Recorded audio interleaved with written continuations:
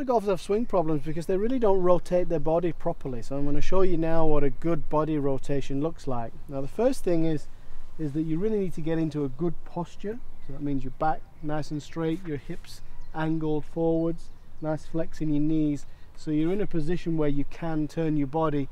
If you bend too much in your back, it's going to be very difficult to do that.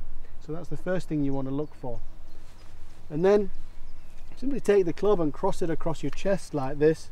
Take that good posture, and when you turn to the right, you want to have the grip end of the club here pointing more into the middle where the ball is.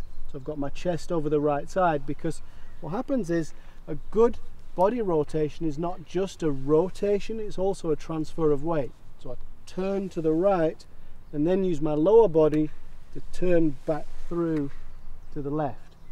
I'm always going to keep on that same posture.